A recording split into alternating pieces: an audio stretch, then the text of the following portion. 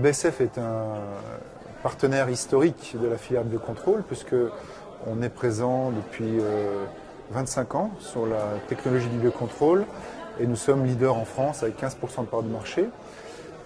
L'enjeu du biocontrôle, c'est de passer de la première génération, qui sont essentiellement des méthodes complémentaires, à la deuxième génération où on va pouvoir développer des vraies méthodes alternatives aux produits phytosanitaires.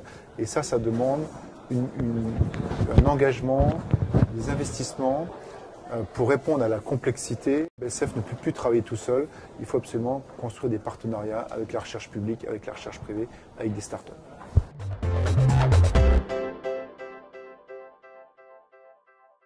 Le premier critère pour que le biocontrôle marche, c'est l'avis de l'agriculteur. L'agriculteur ne partira pas dans le biocontrôle si le produit est moins efficace que ce qu'il a aujourd'hui, plus cher, plus complexe à utiliser.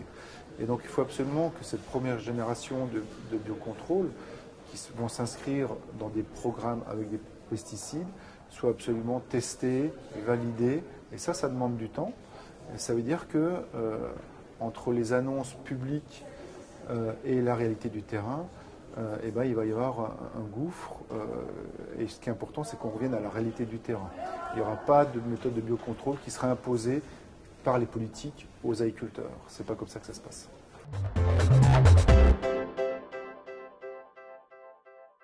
Ce partenariat avec les étudiants, c'est pas une première. On a déjà fait il y a quelques années un colloque autour des biotechnologies. Par contre, c'est une démarche, je pense, originale au niveau français. D'abord entre BSF et l'INSAIA, puisque l'INSAIA fait partie des 3 écoles d'agronomie avec qui le groupe a décidé de renforcer ses relations. Et c'est important pour nous d'aider ces jeunes à s'approprier ce genre de nouvelles thématiques, d'être en lien avec l'actualité et de mettre en place des méthodes de pédagogique moderne.